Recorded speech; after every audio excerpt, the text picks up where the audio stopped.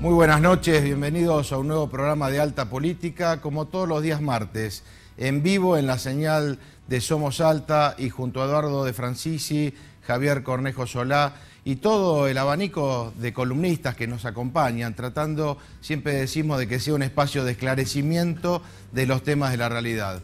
Cuando decimos echar luz a la noticia, queremos con eso decir que entre usted y nosotros, por los mails recibidos y los mensajes, tratamos de dilucidar un poco el pulso de la política. Y obviamente, bueno, veníamos anunciando en los últimos programas, preparándonos para lo que fue la elección del domingo pasado, a través, podríamos decir, inclusive, de dilucidar aquellos principios que hacen a la vida democrática y a la vida republicana. El resultado era, como se dice, cantado y por lo tanto más del 53% de los votantes eligió una vez más por darle el triunfo al kirchnerismo. El peronismo, con un mínimo porcentaje que tenían entre Duhalde y Rodríguez Sá, llegan a 15, 16 puntos, y la fragmentación de todo otro tipo de oposición ha hecho que pensemos hoy más que en un esquema de política, en un esquema de poder. Y de eso vamos a hablar también en uno de nuestros bloques con Francisco Sotelo, que ha escrito ayer realmente para mí una brillante, podríamos decir, reseña de lo que es la política hoy y de lo que ha pasado el día domingo. Por otro lado, el tema económico, lo que se viene. Hablamos siempre de que el dólar está muy, de alguna manera, frenado por la compra de divisas que hace el Banco Central. Por otro lado, hablamos de la fuga de divisas que sigue habiendo en la Argentina, de que el modelo supuestamente está sustentado en la soja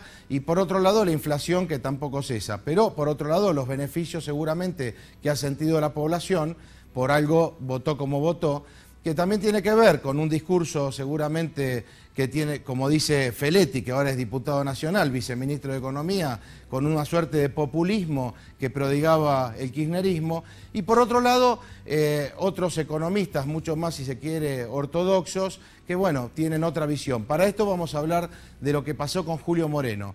Y otro bloque para mí muy importante va a ser el que tengamos con Facundo Huidobro y con Iván Cornejo, porque a partir del jueves y viernes va a darse aquí en Salta el primer congreso o encuentro de minería, petróleo, gas y energía. Realmente algo importantísimo para nuestra región, para nuestra Salta, que tiene que ver con esa voluntad seguramente del gobernador Juan Manuel Urtubey de encontrar cultura de trabajo, de encontrar también a través de nuestros legisladores estos fondos de convergencia para que tengamos mayor infraestructura y qué mejor que a lo mejor la energía y la minería para que sean un puntal en nuestra Salta. Vamos entonces, señor director, a nuestra pausa con Andes para en minutos más dar comienzo al primer bloque.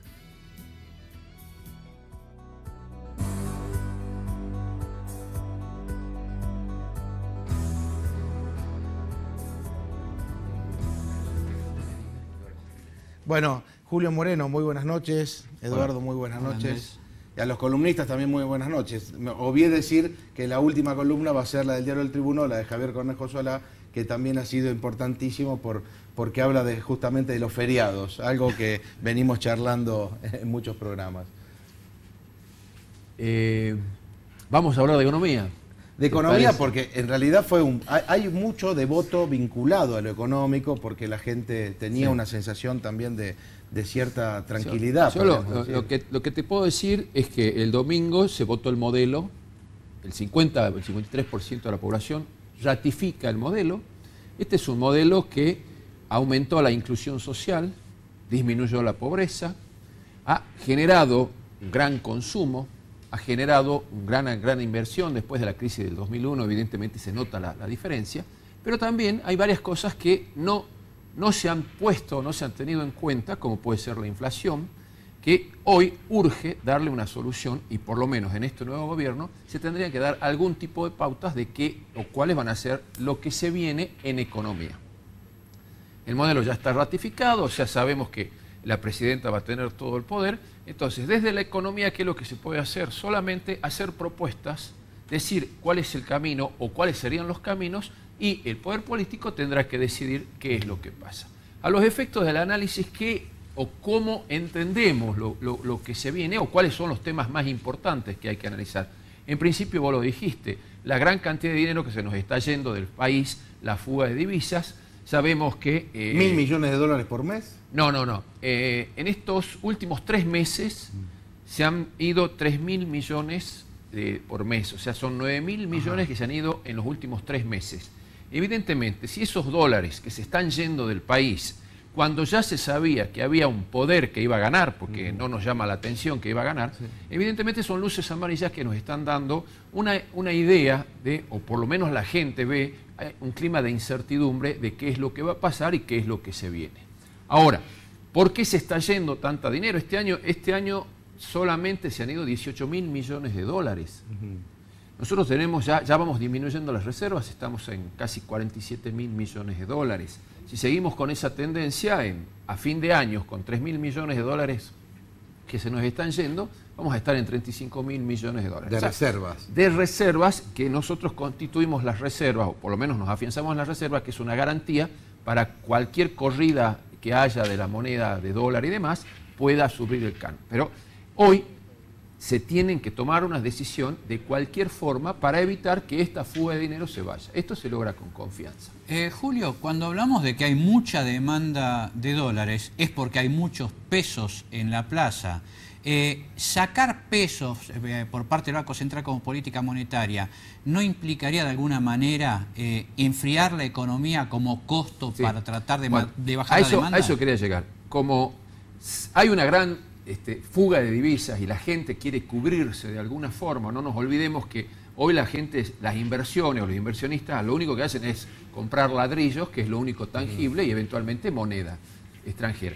El dólar sabemos todos que está subvaluado, incluso está subvencionado por el mismo Estado, porque lo está manteniendo. El dólar no se está devaluando en la misma proporción que van aumentando los precios, o sea que en algún momento el dólar puede llegar a sufrir un aumento importante. Ese es un poco lo que se está especulando y lo que están especulando los inversores. Pero si nosotros decimos, bueno, ¿qué es lo que va a pasar con el dólar? Hoy te diría, no lo sé.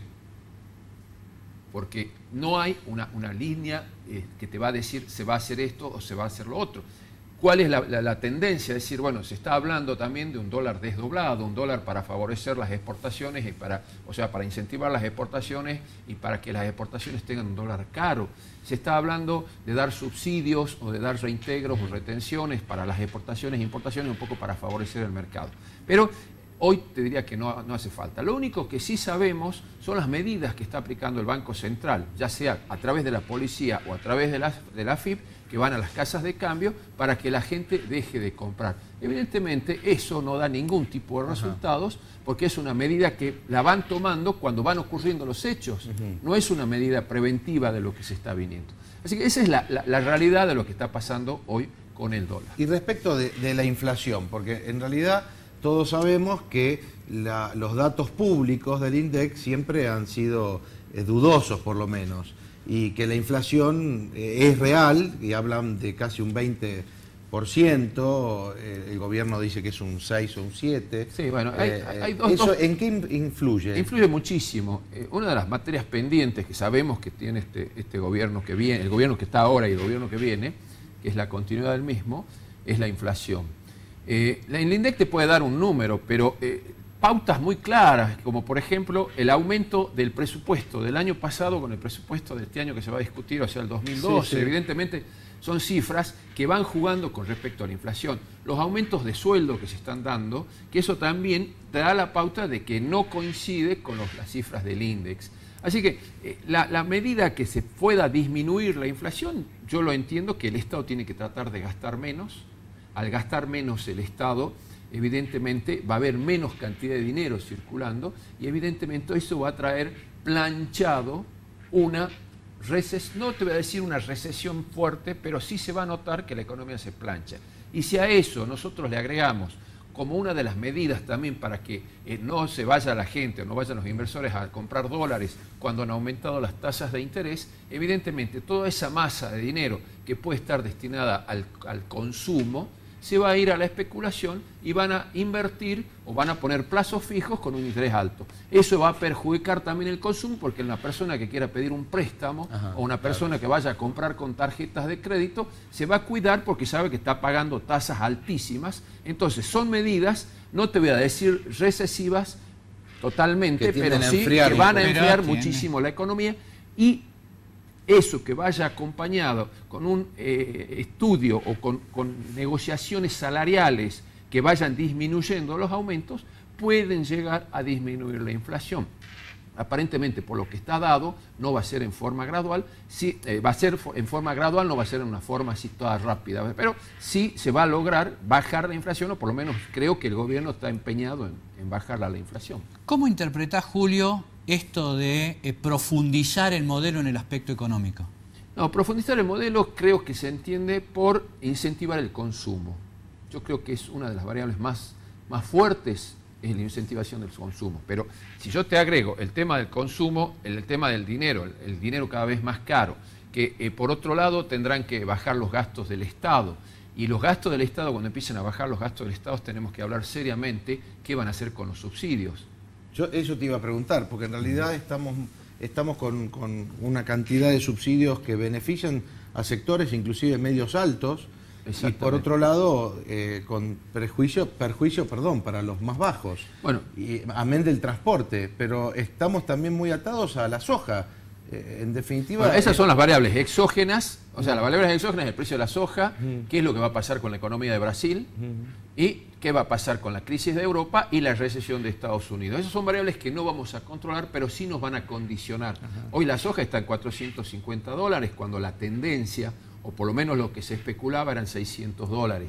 Sigue siendo positivo. Un dato positivo es que también aumentó en casi 1,7 mil millones de hectáreas que se están plantando en Argentina. O sea, no todo es malo, la gente sigue apostando y sigue invirtiendo. Pero lo cierto es que si vamos a profundizar el modelo, tenemos que ser muy cuidadosos en los gastos que va a tener el Estado que no provoque inflación. Y coincido plenamente con vos, no es que esté en contra de los subsidios, yo creo que los subsidios sirven, pero para situaciones cortas, periodos muy cortos. Coyunturales, digamos. Coyunturales para ayudar a determinados sectores.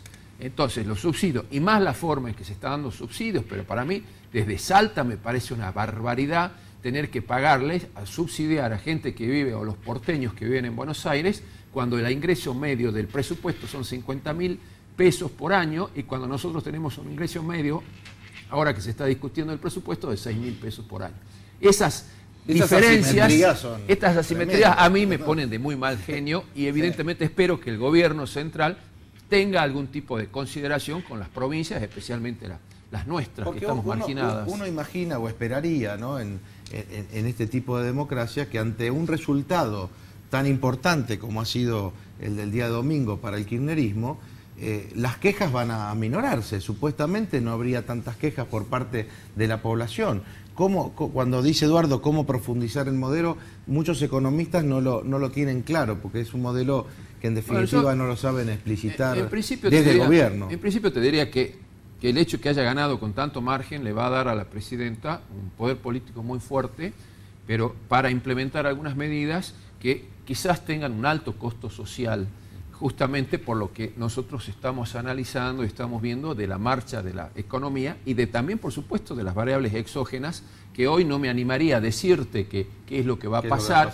Yo creo que hay que darle tiempo, hay que esperar a ver cómo reaccionan los mercados, cuál es la ayuda que le van a dar a Grecia, qué va a pasar con Estados Unidos, si China va a seguir comprando en la proporción de que sigue comprando, o va a pensar un poco más en su mercado interno. O sea, esas variables no las vamos a controlar nosotros, y para tomar decisiones o medidas se va a necesitar un costo político muy alto, porque son medidas netamente de un corte social. Así que eso creo que es lo positivo, y que sí, dentro de las medidas que se tienen que hacer es tratar de incentivar las inversiones. Las inversiones son clave en esta etapa de gobierno. Y especialmente lograr medidas para convencer especialmente a los capitales de argentinos que están en el mundo, que son casi 150.000 millones de dólares. Casi la misma deuda externa de ahorros argentinos en el exterior. Julio, como un hombre vinculado siempre a la economía desde lo gubernamental, que vos sabés mucho de esto, quiero que me digas en pocas palabras, ¿cómo es esto de que los economistas argentinos se enamoran de las medidas de coyuntura, que generalmente tienen un buen efecto, y las prolongan en el tiempo de modo que quedan como atrapados y no pueden salir?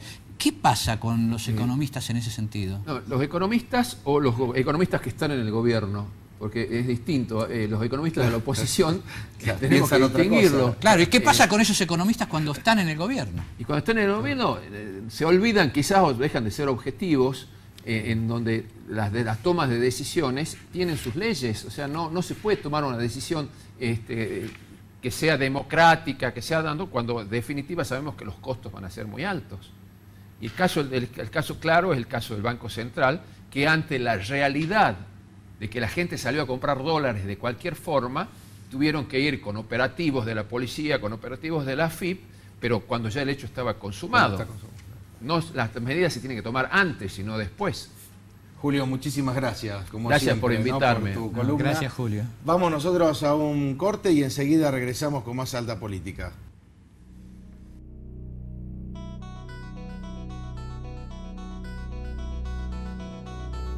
Y continuamos aquí en Alta Política, como todos los martes en vivo en la señal 2 de Somos Alta. Muy buenas noches, Facundo Huidobro. Muy buenas noches, Iván Cornejo. ¿Qué tal? Presidente de la Cámara de Minería y de la consultora Cornejo Sierra. Así es. Y organizando, como decíamos al comienzo de este programa, este primer encuentro tan importante de minería, petróleo, gas y energía. Realmente es algo, Tema creo que candente para hoy. toda la región, importantísimo. La verdad que es la primera vez, creo que se hace un evento de este tipo, que va a nuclear muchísimas empresas, y no solamente de Salta, sino muchísimas empresas que están en todo el país y algunas de afuera. Y no solamente lo que se habla va a ser nucleada en lo que es minería en sí, sino lo más importante de ello, que son las empresas contratistas o las que de proveedores mineros, que son muchísimas más. Recordemos que por cada empleo que la minería genera en la Puna alrededor de 8 empleados en forma indirecta. La verdad que cuando Iván nos comentaba de este proyecto, de este armado, claro, uno dice, Salta y toda la región del NOA ha tenido historia minera. Además hay una historia minera muy importante. Y conversamos muchas veces con Javier Cornejo de cómo ideologías foráneas que a veces atentan contra la producción, atentan contra lo que es el desarrollo de un país como la Argentina en ese sentido, siguen tratando de parar y poner trabas y aduciendo a veces a imágenes y a personajes conocidos de la televisión a través de ciertas publicidades, propagandas, para que realmente no nos desarrollemos, ¿no? Yo te agrego algo.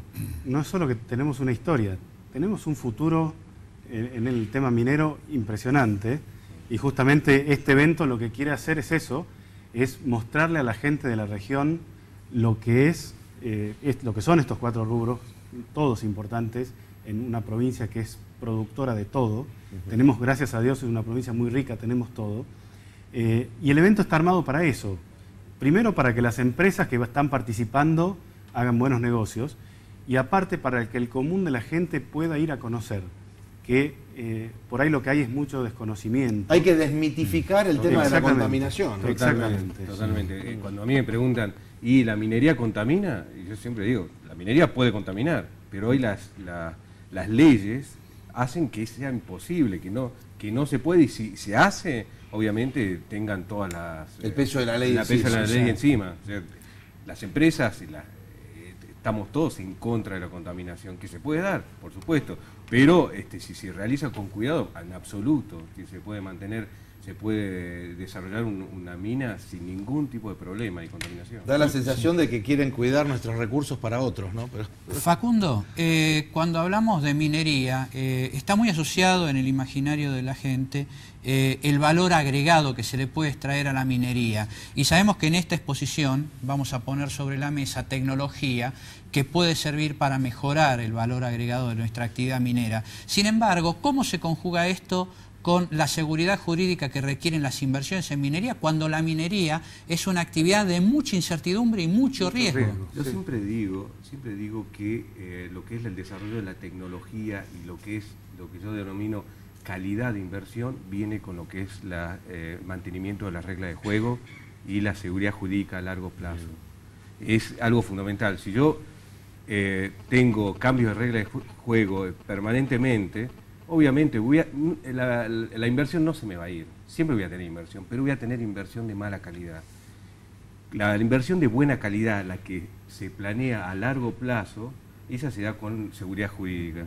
Y es la que yo creo que acá en Salta se está logrando. De ahí surge este evento, que creo yo también un poco una respuesta a las políticas de los diferentes gobiernos, este que hemos tenido y los anteriores, respecto a la política en cuanto a la minería. Se ha mantenido y eso está dando hoy los resultados, que hay varios proyectos que están avanzados, listos para entrar en producción y que van a obviamente insumir y dar movilización a una buena parte de la economía. Porque cuando se habla un poco de la crisis de energía es la falta a lo mejor de inversión en la prospección. Exactamente, es la exploración tanto minera como petrolera es la base absolutamente de todos los problemas que pueden llegar atrás.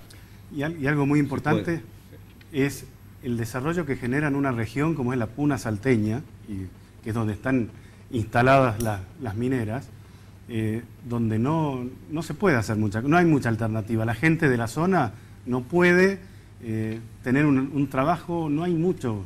Entonces la minería está dando una alternativa y le está dando un futuro a la gente de la zona para que se pueda quedar en su lugar natal, ¿no? Fundamental, ¿no? ¿Cómo estamos en el aspecto de esto que estuvo tan de moda desde hace un tiempo, que es la explotación del litio? ¿Cómo estamos respecto de este tema que estábamos hablando de proyecciones a largo plazo, seguridad jurídica, inversiones, pero también respecto del valor agregado, porque existe la intención de querer sacar del litio todo el valor agregado, muchas veces desconociendo lo que implica una inversión de purificación y tratar de que sea rentable? ¿Cómo se conjuga eso con las decisiones que se están tomando a nivel provincial en Salta y en otras provincias? Bueno, yo creo que tenemos que ir paso a paso. Primero, encontrar con esta seguridad jurídica el recurso mineral, por ejemplo, de litio, obviamente desarrollarlo. El hecho de, por ejemplo, producir carbonato de litio, que es el producto comercializable a nivel internacional, no es un producto sin valor agregado, es un producto que ya tiene un muy buen valor agregado. Obviamente que, como siempre digo, el mantenimiento de las reglas de juego van a hacer que las empresas, estoy seguro de eso, empiecen a pensar en dar valor agregado a este producto comercializable, por ejemplo, carbonato de litio, que ya en algunas empresas están con el fluoruro de litio, con otros subproductos del litio que obviamente tienden un futuro Cuando hablamos de la fabricación de baterías, por ejemplo... No, estamos muy lejos de eso.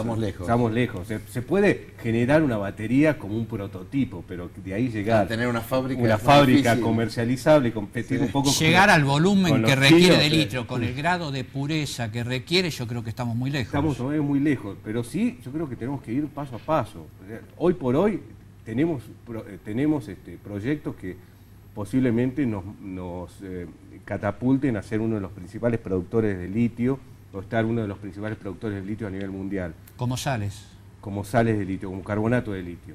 Y de ahí ya podemos empezar a pensar en otros subproductos con mayor valor agregado. Pero, repito, el carbonato de litio ya tiene una buena cantidad de valor agregado. De valor agregado, no tenemos que despreciar eso. Estamos hablando de cuánta mano de obra hoy aproximadamente puede haber en el campo de la minería en Salta. La verdad que, bueno, ayer justo tuve una disertación sobre el tema de la creación de empleo. Se nos está poniendo un poco difícil porque no hay mano de obra para lo que se nos viene. No hay mano de obra capacitada para la minería que se nos viene. Y las empresas mineras estamos tratando, bajo todo aspecto, de priorizar la mano de obra local. Quiere decir que tiene que haber planes de capacitación también en el campo de la minería. Lo estamos desarrollando con el gobierno, con la Secretaría de Empleo. Estamos desarrollando algunos planes de capacitación con la Cámara de Proveedores Mineros, que también hay una Cámara de Proveedores Mineros de Salta, también, y con fundaciones, como por ejemplo la Fundación Wokra, que también estamos trabajando en eso, y realmente hemos tenido un éxito bárbaro. La gente está ávida de capacitarse. Y bueno, creo que va a ser fundamental meterle... Iván, contanos concretamente porque es 27 y 28 de octubre en el Centro de Convenciones. Ese jueves y viernes, ¿a quién han invitado? ¿Quiénes pueden participar? Si hay alguna disertación dentro de este encuentro. Bueno, es un evento que es abierto a todo público. Lo que queremos es que la gente conozca qué es la minería, qué es el petróleo, qué es todo estos 4 rubros, cómo se trabaja, y vamos a tener 3 partes importantes. Un sector de exposición, donde hay empresas de todo el país participando, ofreciendo sus productos y servicios. Un sector de rondas de negocios, también fundamental para que la gente empiece a conocerse y hacer negocios. Y un sector de capacitación, donde va a haber desde charlas técnicas de presentaciones de algún producto hasta la presentación de alguna minera de su proyecto. Hay de todo, la verdad que hay más de 90 empresas expositoras. 90 empresas. Sí, se armó un evento muy, muy grande, muy importante para hacer la primera edición. Estamos todos sorprendidos, con Facundo hablábamos de eso, de que haya habido tan buena respuesta. Así que bueno, esperamos a toda la gente que tenga algún interés en estos rubros, que quiera ir a conocer, 27 y 28 en el Centro de Convenciones, de 16 a 22, con entrada gratuita. Lo único que se paga es para el que quiera participar en las rondas de negocio, claro, que eso es aparte.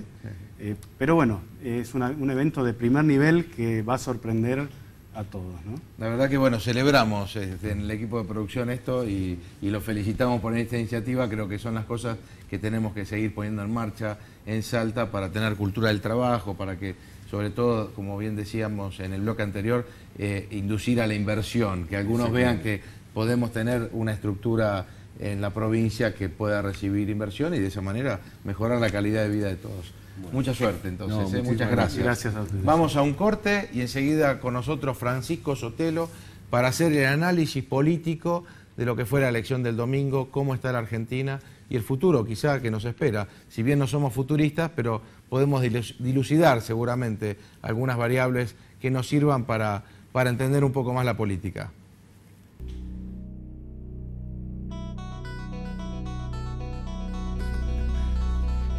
Y continuamos aquí en Alta Política, como todos los martes, en vivo, en la señal 2 de Somos Salta.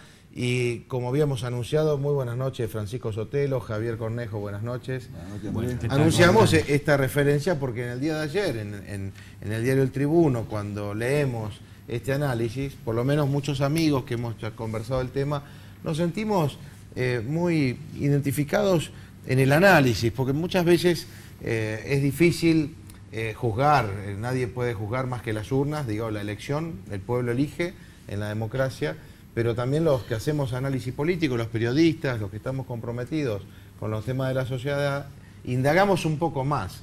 Y yo comentaba que me resultaba muy extraño ver en una misma mesa quizá Alberto Samid con Kunkel, con Filmus, con algún otro histórico, ¿no? Inclusive sindicalista, ¿no? Y la Eve de Bonafini. Digo, esto antes del 2013 era imposible de imaginar, porque uno lo podía sesgar desde el punto de vista ideológico. Evidentemente el kirchnerismo es un proyecto de poder, y me pareció que así lo expresabas vos, Francisco. Sí, yo estoy convencido desde hace tiempo de eso, porque hay mucha discusión ideológica hoy, hay, sobre todo en los ámbitos un poco más intelectuales, pero en realidad el tema ideológico yo creo que no tiene ningún rol ni en el kirchnerismo ni en la política actual argentina.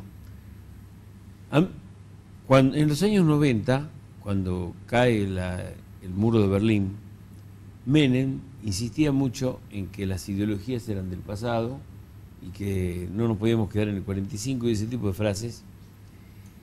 Y yo creo que el tiempo le dio la razón en el sentido de que eso se va repitiendo. En realidad las ideologías no están en juego acá. Acá lo que está en aunque juego las es el poder. usan. No, yo creo están en juego, pero las usan. Yo creo que las usan y yo creo que además existen y deberían existir y tener más vigencia. Porque cualquiera que analice una discusión política hoy se va a dar cuenta de que no existe en ningún momento en la agenda de la discusión el futuro. Cuando se habla de inclusión social, nunca se dice qué es inclusión social. Si hay algo de lo que estoy seguro es que la asistencia universal por hijo no es inclusión social. Eso es beneficencia. El trabajo en negro no es inclusión social. La crisis de la escuela pública dramática y que se viene pronunciando desde hace 40 años es un síntoma muy claro de fractura social. Es que no se discute el contenido, porque contra eso el kirchnerismo con toda legitimidad dice, está bien, pero nosotros hicimos esto, esto y esto. Y a la gente que nos vota nos lo agradece porque por lo menos eso lo hicimos. Ese es un dato de la realidad. Es como pasa con el programa de viviendas. El kirchnerismo anuncia haber construido 1 millón de viviendas, pero las estadísticas oficiales hablan de 300.000 viviendas. Estoy haciendo cifras gruesas. Sí, sí. El presupuesto del año 2012 dice explícitamente que se van a hacer 35.000 viviendas. La presidenta en un discurso dijo que se van a hacer 100.000.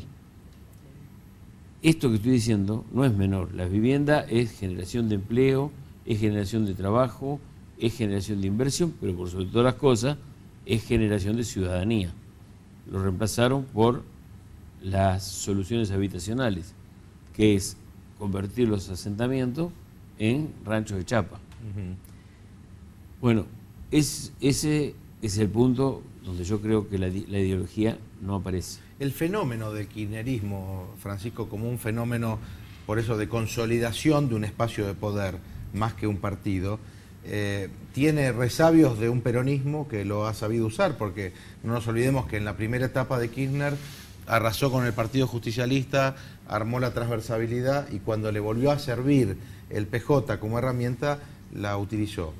Después se sustentaron como carta abierta en un discurso de izquierda y, como bien decías vos ayer, con hábitos de una nueva burguesía, y utilizó esos hábitos de la burguesía media para a lo mejor consolidar este modelo del que hablábamos.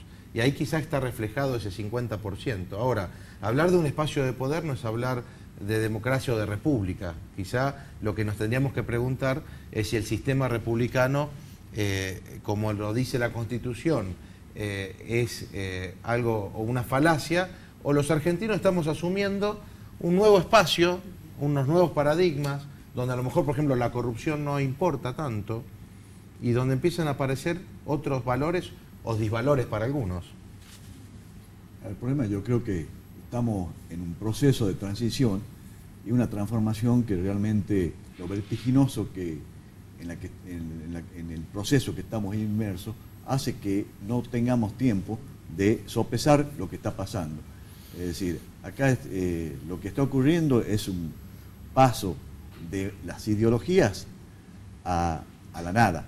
Es decir, salimos de un movimiento nacional justicialista en la cual la ideología justicialista, representada por la soberanía como personalidad a un Estado, hace de que vamos desembocando en una diáspora de ese movimiento, en una transformación de ese movimiento en un partido y posteriormente en una disgregación partidaria, desembocando en un kirchnerismo que no tiene absolutamente nada que ver con los fundamentos que teóricamente serían su origen. Todo eso se va acomodando a un ensamble global y mundial, pasando de una globalización a un futuro gobierno mundial en el cual las soberanías de los países empiezan a estar en tela de juicio. Tan es así que en este momento asistimos a la última noticia del Vaticano en la que se reclama un gobierno mundial para enfrentar la crisis que estamos pasando, en la que reclama que los estados nacionales cedan paulatinamente sus soberanías, parte de su soberanía, a una autoridad política mundial y a la instauración de un banco mundial. O sea que el proceso de transformación va mucho más allá de lo que nosotros imaginamos, que estamos inmersos en la inmediatez de lo que está ocurriendo en el día a día y no vemos lo que realmente, hacia dónde va el mundo con la velocidad que va. Es decir, esta noticia del Vaticano no es una casualidad, sino viene como una consecuencia de la unión ya de la Iglesia Católica con la Iglesia Anglicana en el transcurso del año 2009 y 2010, en la visita del Papa Benedicto XVI a Londres, en las cuales las alianzas económico-financieras con el gobierno británico se establecieron, y de esa manera los pasos a seguir son simplemente eslabones más de una cadena perfectamente establecida. Bueno, un poco como Eso decías es vos, inclusive cuando hacías el análisis de China, de cómo influye hoy a lo mejor el hecho de pensar en inversiones chinas, pero no vemos el trasfondo que pueda tener para la soberanía de los países este tipo de penetración. Bueno, yo creo que el paraguas chino es el soporte económico financiero sustancial del gobierno del gobierno kirchnerista. Es decir, en estos momentos la autoridad política de la primera magistratura tiene la posibilidad de dirigirse a Gran Bretaña en los términos que se dirige por la ocupación de nuestro sur argentino, porque está total y absolutamente segura del respaldo que tiene del gobierno chino en todas esas apetencias y la instalación del Estado chino en todas las provincias, en todos los estratos. Y hace poco, o hace el bloque anterior, escuchábamos de la falta de mano de obra capacitada para las distintas inversiones. No nos olvidemos que en estos momentos son las empresas chinas las que están explotando nuestro litio, y obviamente traerán sus especialistas chinos para que desarrollen su actividad en desmedro, obviamente, de la mano de obra nacional. Francisco, recién mencionabas que de alguna manera estaba el paradigma de que se habían terminado las ideologías, y yo comparto que las ideologías tendrían que volver tal vez con más fuerza, porque son las fuentes de la doctrina. Yo no digo que se terminaron. No, pero que tendrían que tener... Operando.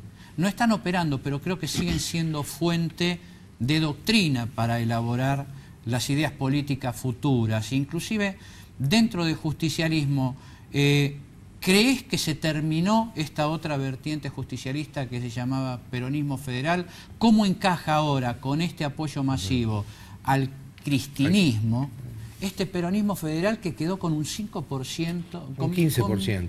Sí, en total, sí, pero yo no sé si llamarle al fenómeno Rodríguez Sapp parte del peronismo. Sin embargo, ¿no crees que esto de alguna manera le quita la posibilidad de una discusión que necesitaba el peronismo en el sentido doctrinario? Yo creo que no, porque yo creo que el kirchnerismo básicamente es peronismo, con algunos agregados cosméticos, con tonalidades variadas, algunas de izquierda, otras más bien liberales. O sea, el kirchnerismo no tiene una definición. Suma vudú con carta abierta, por eso. Sí, vudú con carta abierta. Claro. El kirchnerismo, carta abierta, es la muestra de la falta de pensamiento. Yo leo los documentos de carta abierta y realmente muestran una absoluta falta de calidad intelectual. O sea, carta abierta jamás reflexiona la realidad. Son fabricantes de eslóganes, así como Tristan Bauer es el constructor de imágenes. La imagen del velatorio de Néstor Kirchner con el fondo del Che Guevara no es una casualidad. Yo creo que no existe ninguna relación razonable que se pueda hacer entre Che y Kirchner.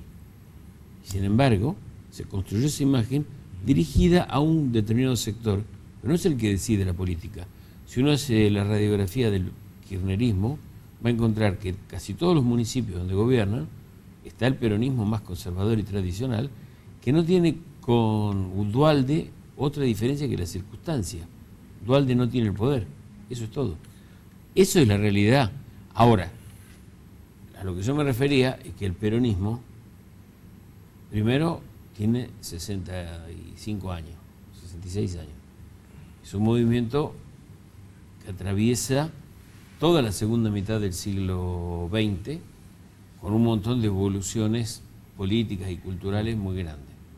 Muy difícil decir qué es el peronismo, porque son experiencias diferentes.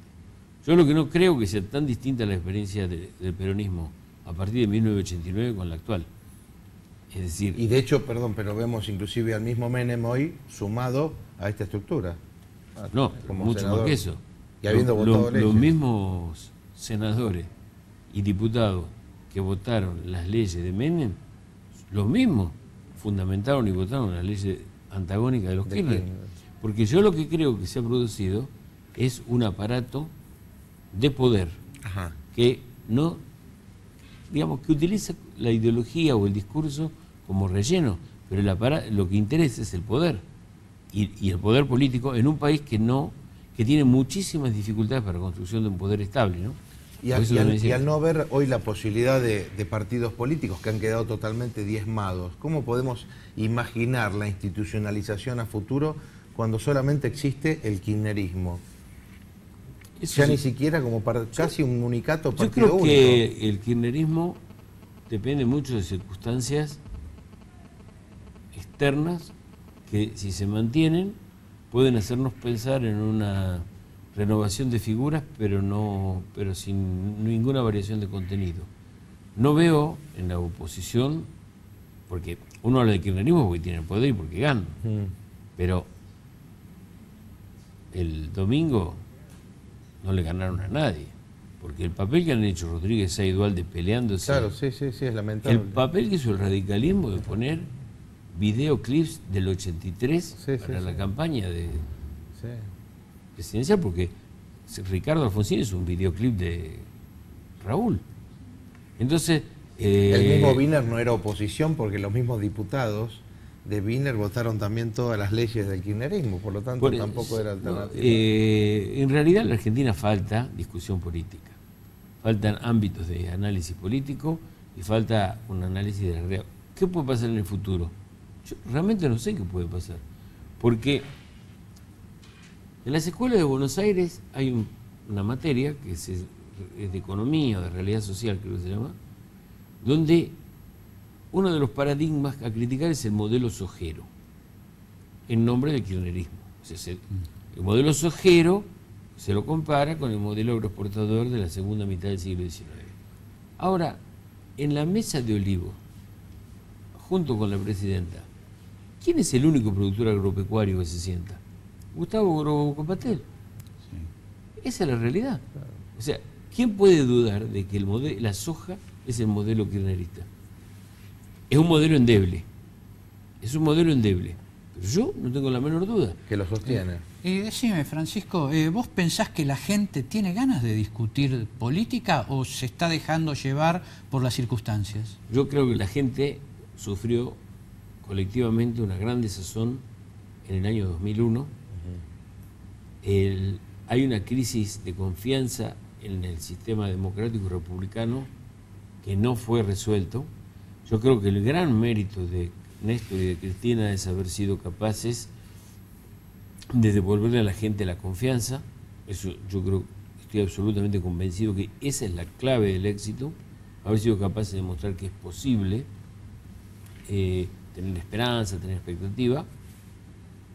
Y creo que la política no le interesa a la gente en el sentido de la discusión cotidiana. Pero sí creo que a lo largo de toda la historia hay sectores de la sociedad o grupos que sí les interesa y que tendrían que ir encontrando espacios donde discutir qué es lo que se quiere del futuro, qué es lo que se quiere del país, y no pensar todo lo mismo. O sea, la lógica sería que en la Argentina hubiera un partido de centro-izquierda y un partido de centro-derecha, que funcionaran como partidos. Y que la alternancia que enriquezca, digamos, Claro, la convivencia democrática. O sea, la realidad es que la gente deposita en el líder, que le resuelve los problemas, toda su confianza. Pero esto que estoy diciendo yo puede sonar peyorativo, pero no es peyorativo. Yo creo que Cristina y Néstor lo que hicieron fue transmitir confianza. Y eso es legítimo, porque lo primero que tiene que transmitir la política es confianza. ¿Y qué confianza puede transmitir alguien que no sabe ni qué está esperando la gente que le digan? O sea, el problema de la oposición fue que no supo qué decir. Vos decías los de Wiener, si uno analiza el discurso del socialismo, están diciendo vamos a hacer lo mismo que Cristina, Claro, pero mejor. Sí, no hay... sí. Yo estaba justamente leyendo y siempre parafraseando a Ortega y Gasset, que hablaba de ese concepto de nación que era un proyecto sugestivo de vida en común, y en realidad en La rebelión de las masas dice, el hombre masa, solo preocupado por su propio bienestar, no tiene en cuenta nada ni nadie que no sea perpetuarse en la misma situación. En realidad lo decía Ortega y Gasset en los años 30. Y ya que Christopher Lach, ahora mucho más reciente, pensador americano, cuando habla de la rebelión de las élites y la traición a la democracia, por esa falta de compromiso de los sectores que tienen que comprometerse con la cosa pública, que tampoco están más preocupados por sus cuestiones individuales y hedonistas, como dice Christopher Latch, que por la cosa pública. Entonces yo creo que estamos en las dos dimensiones, en un revalorizar lo que fue la rebelión de las masas, en que me ocupo yo, individuo, de mi propio bienestar, y en los que tienen que ocuparse de pensar la realidad, que están en otra. Sí, pero yo te voy a hacer una observación, ¿no? Que a mí me llama la atención este año. En Salta se votaron 3 veces, ¿verdad? Hubo 3 elecciones este año. En todas hubo una enorme concurrencia. Pero además, en las primarias de agosto y en las de octubre, en las elecciones del domingo, ha sido masiva la presencia en todo el país. No es cierto que a la gente no le interesa la política. No es cierto. Sí le interesa la política. Y eso es algo que habría que pensar. A la gente le interesa la política. O le interesa la economía. Es decir, había que preguntarnos si le interesa que el bolsillo esté lleno y si todo lo demás lo puede ver, porque la Argentina pasó por situaciones de un Menem que lo votaron igual todos, y ahora un Kirchner que se vota todo, y con después un montón de situaciones en el medio de crisis. No lo sé. Yo creo que es un poco difícil descubrir la motivación individual de cada persona, pero yo creo que a Menem, cuando lo votan en el 89, votan una esperanza. Y cuando votan en el 95, se vota un mérito, haber quebrado la inflación. Se vota ese valor. En el caso actual, el kirchnerismo le costó un poco en el 2007, porque al kirchnerismo la elección del 2007 no le resultó tan fácil, y ahora logra un triunfo contundente. Yo no creo que la gente esté votando, yo no creo en el voto cuota, en el voto bolsillo, nunca lo creí. Yo creo que la gente vota la capacidad que le transmitan certezas, y me parece que ese es el gran mérito de Cristina, haber transmitido certeza, haber soslayado las grandes trifulcas que vivió la Argentina hasta el 2009. Eso es verdad. Ahora, contra eso te digo, el conflicto del campo no fue una casualidad y no está saldado, y esas son cuestiones que quedan pendientes y son frágiles. La cuestión del suministro energético, la inflación, la fuga de capitales, eso está, y el desarrollo rural, todo está ahí como la caja. Eduardo. Sí, está ahí. Javier, en todo esto que estuvimos hablando, ¿cómo encaja esto que vos estuviste mencionando de un concepto de globalización desde el Vaticano que nosotros veíamos como fracasado desde la óptica del neoliberalismo? ¿Qué está pasando? Dame tu opinión de el por qué hoy se habla desde la institución Iglesia Católica de un universalismo que ya lo había mencionado Perón en el año 45, un universalismo prácticamente inevitable, pero que a todas luces vemos que los choques culturales no lo permiten. ¿Qué está pasando? Y bueno, yo pienso que el Vaticano está inmerso dentro del grupo de economía financiero, de unificación en lo que hace al sistema financiero, con el pretexto o quizás con la idea de buscar un sistema financiero más justo.